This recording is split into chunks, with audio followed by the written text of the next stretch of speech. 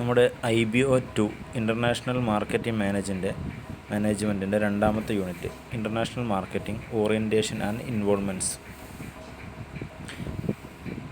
മാർക്കറ്റുകളൊക്കെ സെയിമാണ്.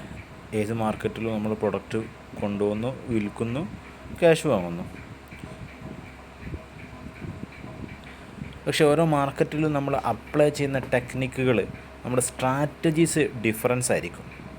അപ്പോൾ marketing management എന്ന് പറഞ്ഞാൽ അതാണ്. അതിന് വേണ്ട സ്ട്രാറ്റജികൾ പ്ലാൻ ചെയ്യുക. അപ്പോൾ ഇൻ്റർനാഷണൽ മാർക്കറ്റിംഗ് സ്ട്രാറ്റജി എന്ന് പറയുന്നത് it's A process of analysing, planning, implementing, controlling, creating, maintain international consumers. നമ്മളെ സ്ഥാപനത്തിൻ്റെ ഗോൾ അച്ചീവ് ചെയ്യാൻ വേണ്ടിയിട്ട് ഇൻ്റർനാഷണൽ കൺസ്യൂമേഴ്സിനെ ഉണ്ടാക്കുക. അതുണ്ടാക്കാൻ വേണ്ടിയിട്ടുള്ള പ്ലാൻ ചെയ്യുക, അനലൈസിങ് നടത്തുക, നമ്മുടെ പ്ലാനുകൾ നടപ്പിൽ വരുത്തുക. ഇതൊക്കെയാണ് ഇൻ്റർനാഷണൽ മാർക്കറ്റിംഗ് എന്ന് പറഞ്ഞത്. അപ്പോൾ ഒരു ഇൻ്റർനാഷണൽ മാർക്കറ്റിംഗ് മാനേജ്മെൻറ്റിൽ ഉൾപ്പെടുന്ന അതിൻ്റെ സ്റ്റെപ്പുകൾ. ഇപ്പോൾ നമ്മൾ ഇൻ്റർനാഷണൽ മാർക്കറ്റിംഗ് സ്റ്റാർട്ട് ചെയ്യുകയാണെങ്കിൽ ഫസ്റ്റ് മാർക്കറ്റ് സെലക്ഷൻ. ഏത് മാർക്കറ്റിലാണ് നമ്മൾ എൻ്റർ ചെയ്യുന്നത് എന്ന് സെലക്ട് ചെയ്യണം. ഒരുപാട് രാജ്യങ്ങളുണ്ടല്ലോ. മാർക്കറ്റ് സെലക്ഷൻ പല കാരണങ്ങൾ നോക്കിയിട്ടായിരിക്കും. അവിടുത്തെ രാജ്യത്തിലെ നിയമങ്ങൾ നോക്കിയിട്ടായിരിക്കും. അതുപോലെ തന്നെ നമുക്ക് ഇവിടുന്ന് അങ്ങോട്ടുള്ള ട്രാൻസ്പോർട്ടേഷൻ സൗകര്യം നോക്കിയിട്ടായിരിക്കും. അവിടുത്തെ ടാക്സ്, ഗവൺമെൻറ്, ഇങ്ങനെ ജനങ്ങളുടെ ടേസ്റ്റ് ആൻഡ് പ്രിഫറൻസ്, ഇതെല്ലാം നോക്കിയിട്ടാണ് മാർക്കറ്റ് സെലക്ട് ചെയ്യുന്നത്. ഇപ്പോൾ ജപ്പാനിലൊക്കെ പോയിട്ട് നമ്മൾ ഇന്ത്യയുടെ ഒരു പ്രോഡക്റ്റ് കൊണ്ടുപോയിട്ട് വിറ്റിട്ട് ചിലപ്പോൾ കാര്യം ഉണ്ടാവില്ല. കാരണം ഇന്ത്യയൊക്കെ വളരെ ക്വാളിറ്റി ലെസ് ആയിട്ടാണ് അവർ കാണുന്നത്. ജസ്റ്റ് ഒരു എക്സാമ്പിളിന്. Next product selection.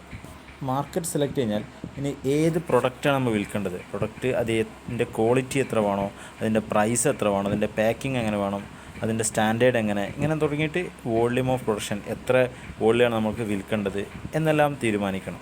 Next mode of entry selection. എങ്ങനെയാണ് മാർക്കറ്റിലേക്ക് നമ്മൾ എൻ്റർ ചെയ്യേണ്ടത്, അത് വളരെ പ്രധാനപ്പെട്ടതാണ്. ഡൊമസ്റ്റിക് മാർക്കറ്റ് പോലെയുള്ള ഇൻ്റർനാഷണൽ മാർക്കറ്റിംഗ്, അവിടേക്ക് നമ്മളൊരു വിദേശികൾ ഇറങ്ങുന്നത് നല്ല ശ്രദ്ധിച്ചു വേണം. അപ്പോൾ അത് ചിലപ്പോൾ അവിടെ ബ്രാഞ്ചുകൾ ഉണ്ടാക്കിയിട്ടായിരിക്കും, അല്ലെങ്കിൽ മറ്റേതെങ്കിലും അവിടെ വിജയിച്ചു പോകുന്ന ഒരു കമ്പനിയുമായിട്ട് ഒരു അലിയൻസ്, അവരുമായിട്ട് സ്ട്രാറ്റജിക് അലയൻസ് ചേർന്ന് നിന്നിട്ടായിരിക്കും, അല്ലെങ്കിൽ ജോയിൻറ്റ് വെഞ്ചറായിട്ടായിരിക്കും, ഫ്രാഞ്ചൈസി ആയിരിക്കും, അല്ലെങ്കിൽ ഡയറക്റ്റ് മാർക്ക്, പല മെത്തേഡുകളുണ്ട്. നമുക്കറിയാം ഹോണ്ട കമ്പനി ഇന്ത്യയിൽ വന്നത് എങ്ങനെയാണ്, ഓൾറെഡി ഉണ്ടായിരുന്ന ഹീറോ ആയിട്ട് ടൈപ്പായിട്ട് ഹീറോ ഹോണ്ട എന്ന കമ്പനി ഉണ്ടാക്കിയിട്ട് കൂടെ വന്നതായിരുന്നു. പിന്നെ ഇപ്പോൾ അവർ സെപ്പറേറ്റായി, അവർക്ക് മാർക്കറ്റിലെ ഗ്രിപ്പ് കിട്ടിയതിനു ശേഷം. അതുപോലെ തന്നെ ഇപ്പോൾ നമ്മുടെ മാരുതിക്ക് ഇന്ത്യയിൽ ഏറ്റവും കൂടുതൽ കാറ് സെയിൽസ് നടത്തുന്ന ഒരു കമ്പനിയാണ് മാരുതി. അപ്പോൾ ഇവിടെ ഇറങ്ങാൻ ഉദ്ദേശിക്കുന്ന പലതും മാരുതിയുമായിട്ട് ടൈപ്പ് ചെയ്തിട്ട് മാർക്കറ്റിൽ ഇറങ്ങാൻ ഉദ്ദേശിക്കും, അവരുമായിട്ടൊരു അലിയൻസ് നടത്തിയിട്ട്. പക്ഷേ പലപ്പോഴും മാരുതി തന്നെ റിജക്റ്റ് ചെയ്യാണ് ചെയ്യുന്നത്. ഇപ്പോൾ ലാസ്റ്റായിട്ട് നമ്മുടെ ടൊയോട്ട കാറ് മാരുതിയായിട്ട് ടൈപ്പ് ചെയ്തിട്ട് ഇറങ്ങാൻ ശ്രമിച്ചിരുന്നു. പക്ഷേ അത് മറ്റൊരു തരത്തിലേക്കാണ് അവർ ബന്ധം പോയത്. മാരുതിയുടെ കാറിൻ്റെ ഡിസൈനുകൾ ടൊയോട്ടോക്ക് കൊടുക്കാൻ തുടങ്ങി. അപ്പോൾ മാരുതി ഇറക്കുന്ന അതേ ഡിസൈൻ വണ്ടി ടൊയോട്ടോ അവരുടെ എൻജിൻ വെച്ചിട്ട് പേര് മാറ്റിയിട്ടൊക്കെ നമുക്ക് കാണാൻ പറ്റും. ഈ രൂപത്തിൽ എങ്ങനെ മോഡ് ഓഫ് എൻട്രി എങ്ങനെ ആയിരിക്കണം. Next marketing strategy. മാർക്കറ്റിൽ നമ്മൾ ഉപയോഗിക്കുന്ന സ്ട്രാറ്റജി. അപ്പോൾ മാർക്കറ്റിംഗ് സ്ട്രാറ്റജി പറഞ്ഞാൽ തന്നെ മാർക്കറ്റുമായി ബന്ധപ്പെട്ട തീരുമാനങ്ങൾക്കായി പ്രൊഡക്റ്റ് എത്ര, എങ്ങനെ നമ്മളതിൽ ഇറങ്ങേണ്ട ആ മാർക്കറ്റുമായി ബന്ധപ്പെട്ട എല്ലാ തീരുമാനങ്ങളും അതിനാ മാർക്കറ്റിൽ കൃത്യമായ സർവേ നടത്തിയിട്ട് വേണം മാർക്കറ്റിംഗ് സ്ട്രാറ്റജി ഉണ്ടാക്കാൻ. As international organisation decision. അന്താരാഷ്ട്ര ഓർഗനൈസേഷനുകളുണ്ട്, നമ്മളെ WTO, വേൾഡ് ട്രേഡ് ഓർഗനൈസേഷൻ, അതുമായി ബന്ധപ്പെട്ട ഒരുപാട് നിയമ സംവിധാനങ്ങളുണ്ട്. അന്താരാഷ്ട്ര തലത്തിൽ കച്ചവടം നടത്താൻ ഒരുപാട് പ്രൊസീജിയേഴ്സും റൂൾസും ഒക്കെ ഉണ്ട്. അതിനെ പറ്റിയിട്ട് അവെയർ ആയിരിക്കണം. നമ്മൾ ഇറങ്ങുന്ന നാട്ടിലെ ഗവൺമെൻറ്റിൻ്റെ പോളിസികളെ പറ്റിയിട്ട് നമ്മൾ ബോധവാന്മാരാവണം. വേൾഡ് ട്രേഡ് ഓർഗനൈസേഷൻ്റെ വ്യത്യസ്തമായ ഫ്രെയിം വർക്കുകളുണ്ട്.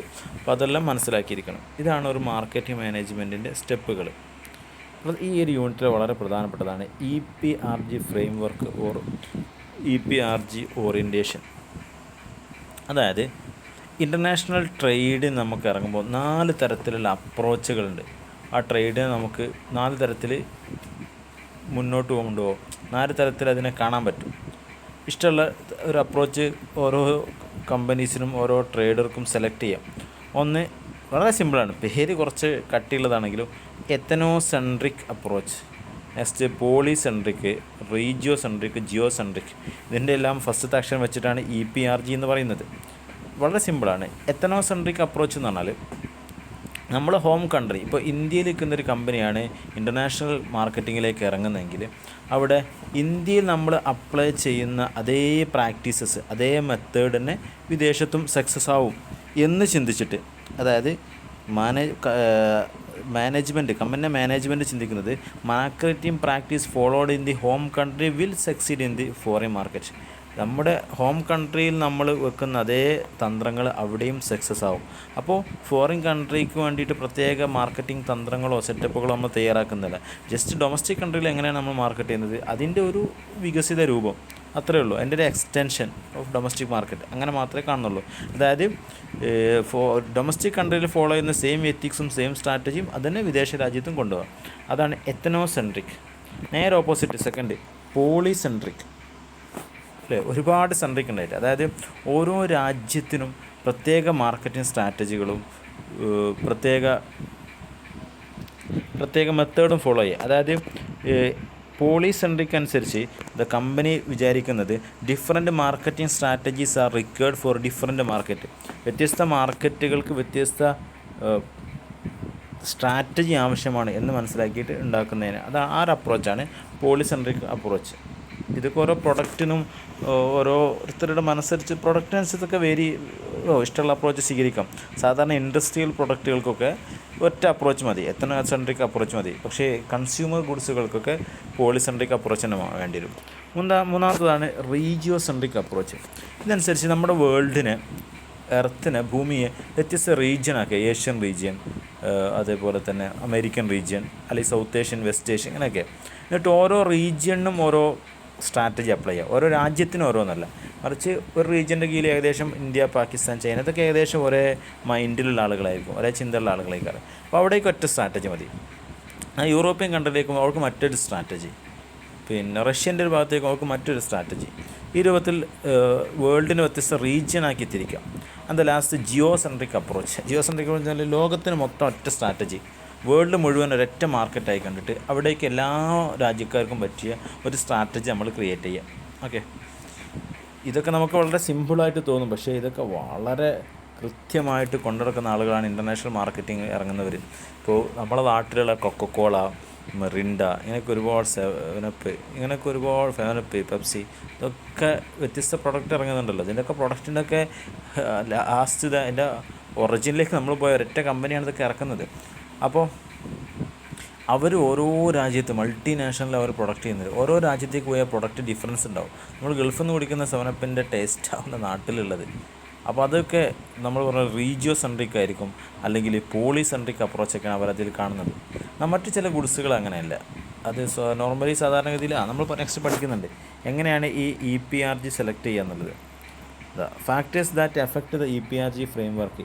ഈ ഒരു EPRG ഫ്രെയിംവർക്ക് നമ്മൾ സെലക്ട് ചെയ്യുമ്പോൾ അതിനെ എഫക്റ്റ് ചെയ്യുന്ന കാര്യങ്ങൾ, ഒന്ന് സൈസ് ഓഫ് ദി മാർക്കറ്റ് അല്ലെങ്കിൽ സൈസ് ഓഫ് ദി ഫേം എന്നായിരിക്കും ശരി. ഫേമിൻ്റെ സൈസ്, ചെറിയ ഫേമാണെങ്കിൽ, ചെറിയ സ്ഥാപനമാണെങ്കിൽ അവർക്ക് ഓരോ രാജ്യത്തിനും വ്യത്യസ്ത സ്ട്രാറ്റജി ഉണ്ടാക്കിയിട്ട് വെറുതെ അതിനുള്ള ക്യാഷ് കളയുന്നത് ശരിയാവില്ല. അത് കുറച്ച് അവർക്ക് എക്സ്പെൻസ് കൂടിയുള്ളൂ. അവർക്ക് എത്തനോസെൻട്രിക് അപ്രോച്ചാണ് നല്ലത് സാധാരണഗതിയിൽ. Experience in overseas market. ഒരു ഫേമിന് ഇൻ്റർനാഷണൽ മാർക്കറ്റിങ്ങിൽ നല്ല എക്സ്പീരിയൻസ് ഉണ്ടെങ്കിൽ അവർക്ക് ഓരോ രാജ്യത്തിനനുസരിച്ചും വ്യത്യസ്ത ടെക്നിക്കുകൾ ഉണ്ടാക്കാൻ കഴിയും. കാരണം ആളുകളുടെ കസ്റ്റമേഴ്സിനോട് സ്വഭാവവും ഓരോ പ്രിഫറൻസുകൾ നന്നായിട്ട് അറിയും. അതേപോലെ പൊട്ടൻഷ്യൽ ഓഫ് മാർക്കറ്റ് ടാർഗറ്റ്.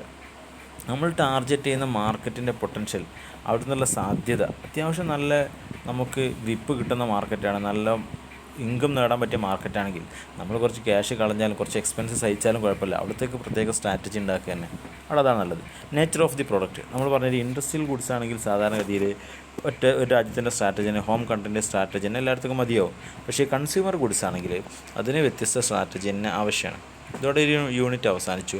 ഈ യൂണിറ്റിൽ പഠിക്കേണ്ടത് ഈ EPRG ഫ്രെയിംവർക്ക് ഓറിയൻറ്റേഷൻ, അല്ലെങ്കിൽ EPRG ഫ്രെയിംവർക്കാണ് കൃത്യമായിട്ട് പഠിക്കേണ്ടത്. നല്ലൊരു വ്യത്യസ്ത അപ്രോച്ചുകളാണ് ഒരു ഇൻ്റർനാഷണൽ മാർക്കറ്റിലേക്ക് ഇറങ്ങുമ്പോൾ എങ്ങനെ നമ്മൾ അവിടേക്കുള്ള സ്ട്രാറ്റജി തയ്യാറാക്കണം എന്നുമായി ബന്ധപ്പെട്ട്. നെക്സ്റ്റ് നമുക്ക് 3rd യൂണിറ്റ് അടുത്തൊരു വീഡിയോ ആക്കിയിട്ട് പറയാം.